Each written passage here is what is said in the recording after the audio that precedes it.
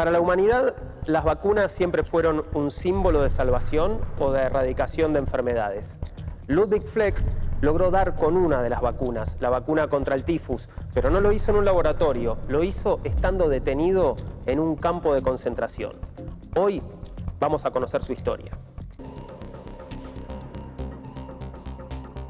Ludwig Fleck fue un médico polaco, especialista en inmunología y filósofo de la ciencia. En 1935 publicó un libro clave para la filosofía de la ciencia, La génesis y el desarrollo de un hecho científico. Como médico, consiguió desarrollar la vacuna contra el tifus y métodos novedosos para el diagnóstico de otras dolencias. En la Segunda Guerra Mundial fue detenido por ser judío y polaco. Esa situación tan extrema no detuvo de ninguna manera su vocación científica y humana.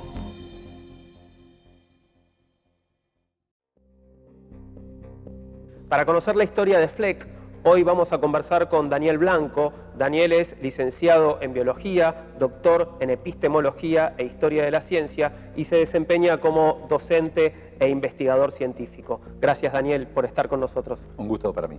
Un placer. Contanos, ¿quién fue Ludwig Fleck? Bueno, Fleck fue un ciudadano polaco que, como vos anticipaste, se destacó en el ámbito de la medicina, pero también en otro ámbito que está relacionado, aunque es claramente distinguible de la medicina, como fue la filosofía de la ciencia. En el primer ámbito, en el ámbito de la medicina, él fue parte del equipo de Rudolf Weigel, quienes habían descubierto unos par de años antes de que se desatara la guerra, una solución para el tifus, y que fue la base de, digamos, que después lo convertiría en un héroe, en circunstancias que vos un poco comentabas recién, bueno, salvando la vida de multitud de personas a riesgo de la propia. A propósito de esto, ¿cómo son las circunstancias en las cuales, bueno, es Fleck detenido y va a parar a un campo de concentración? Claramente esta es la adversidad más grande a la que tuvo que enfrentarse para desarrollar su trabajo, ¿no? Sin dudas, los alemanes, digamos, entran en Lemberg, que era su ciudad natal, donde él estaba desempeñándose y ya estaba casado y tenía un hijo, en 1941, y él, en tanto que polaco judío, ya veía visorar que su detención era una cuestión de tiempo. Esto se cristaliza en 1942, donde es llevado no necesariamente a una cárcel en sí, sino a parte del gueto que estaba destinado a investigaciones médicas, y su éxito, luego de unos meses de trabajo otra vez para encontrar una solución para el tifus, hizo que fuera trasladado 2 veces, la primera a Auschwitz en febrero de 1943 y a fines del mismo año a Buchenwald. O sea, del gueto va a parar primero a un campo de concentración y después a otro. Efectivamente. ¿Y por qué lo trasladan? Porque efectivamente, digamos, los alemanes habían descubierto que el tifus no era un problema solamente judío. Ahí también hay una cuestión interesante del vínculo que hacían los nazis entre el tifus y la pertenencia a este grupo. No solamente como transmisores. Hay que recordar que el tifus es una enfermedad bacterial cuyo vector natural es el piojo, y llegaba a los humanos, digamos, obviamente, como está relacionado con la falta de higiene, se veía claramente en los campos de concentración, y esto hacía que para los nazis hubiera incluso una sinonimia entre judío y tifus, pero los mismos alemanes empezaron a sufrir, digamos, estas consecuencias de esta enfermedad en el campo, en el frente, especialmente en el frente contra los rusos. Entonces trataron de encontrar una solución y entonces incorporar, aparte del equipo de Weigel, en este caso a Fleck, digamos, a la investigación que los mismos alemanes estaban desarrollando, venía como anillo al dedo. Él logra de todos modos salvar muchas vidas dentro de los campos de concentración. ¿Y cómo llega a desarrollar investigaciones en ese contexto? Venía estudiando desde antes, pero siguió trabajando en el contexto más hostil posible, ¿no? Sí, lo que fue logrando fueron cosas en algún sentido idénticas, en el sentido la síntesis de la vacuna, pero los contextos, aunque parecidos, fueron también distinguibles.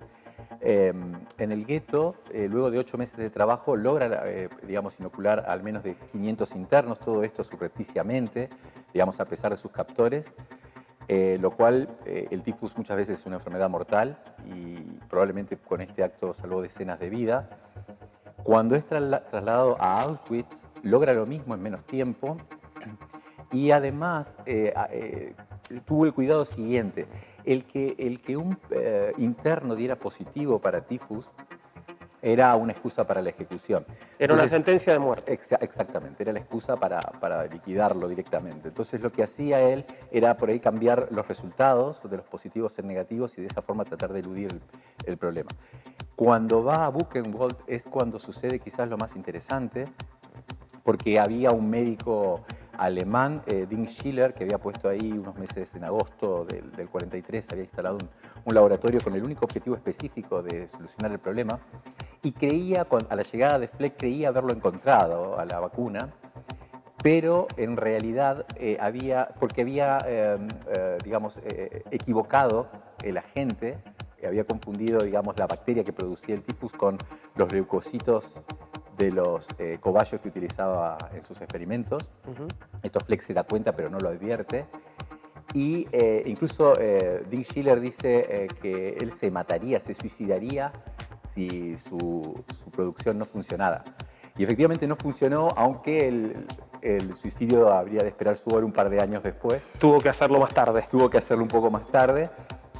Y Fleck aprovechó esto, tuvo una determinación, realmente las motivaciones son discutibles, pero más allá de eso, lo que él decide hacer junto a su equipo es utilizar la vacuna que sí funcionaba con los internos y enviar envases con digamos, contenidos que eran inocuos al frente alemán.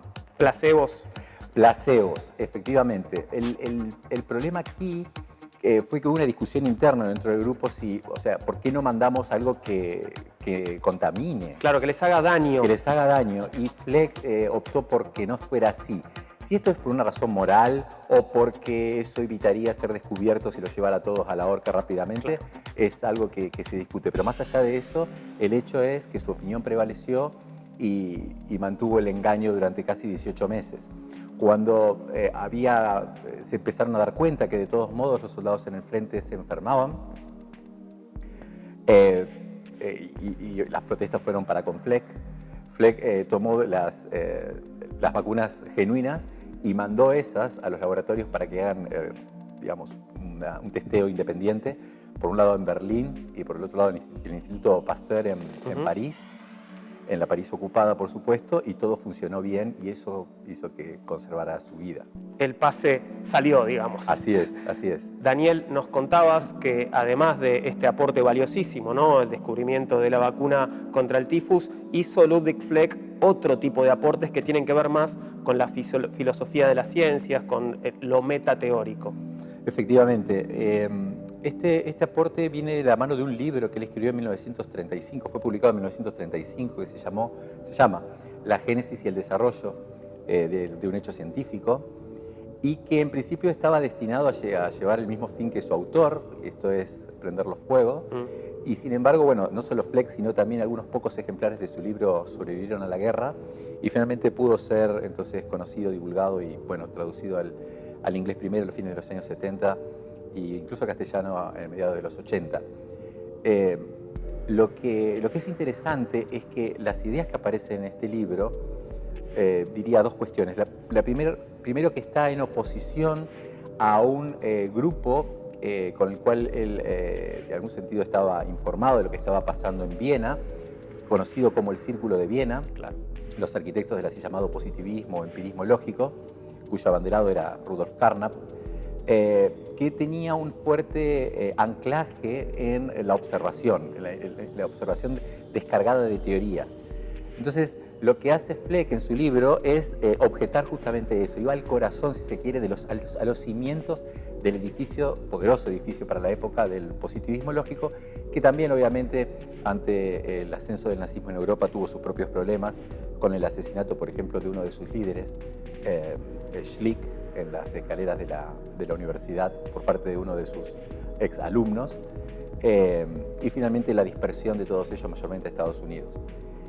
Lo interesante, y me parece como legado, es el hecho de que cuando Ludwig Fleck muere en 1961, estando en Israel, Al mismo tiempo se estaba cocinando, por así decirlo, un libro en Chicago, escrito por Thomas Kuhn, La estructura de las revoluciones científicas. Claro, ese lo conocemos un poco más todos, ¿no? Sí, de hecho es uno, o tal vez el libro que más ha sido leído por el público en general y por los científicos en particular, de todos los que hay en la gran biblioteca de la filosofía y la historia de la ciencia. La idea de los cambios de paradigma, ¿no? Efectivamente, muchas de estas ideas, el colectivo de pensamiento, esto de ver factores sociológicos e históricos anclados en la práctica científica, de la cual los científicos no pueden desembarazarse tan fácilmente, estas ideas que uno las conoce, diría que son kuhnianas, aparecen ya todas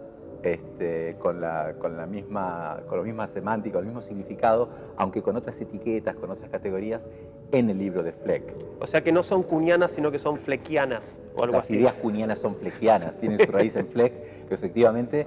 De hecho, Kuhn reconoce eso en su libro, de que hay algún anclaje en Fleck, pero más del que uno, una vez que lea Fleck y lea Kuhn, le hubiera gustado, menos digamos, de lo que a uno le hubiera gustado ver. De hecho, en 1979, cuando aparece la edición inglesa del libro de Fleck, aparece prologada justamente por Thomas Kuhn. O sea que hay un reconocimiento, bueno. Hay un reconocimiento en ese sentido. Y también, hablando un poquito de su aporte médico, es interesante también subrayar que la solución para el tifus, una enfermedad judía, no vino del ámbito del campo, digamos, alemán, sino del propio ámbito del seno judío. ¿Se sigue utilizando esa vacuna contra el tifus en la actualidad o el tifus fue erradicado? No, no fue erradicado. Se utilizan, no existe una cura directa, efectiva, digamos, que nos asegure 100%, pero sí vacunas análogas al trabajo que hizo Fleck se continúan utilizando como tratamiento hasta hoy. Daniel, muchas gracias por habernos contado la historia de Ludwig Fleck. Gracias a vos. Ludwig Fleck es un ejemplo clarísimo de la investigación científica en un contexto de adversidad realmente extrema. El conocimiento al servicio de la humanidad siempre.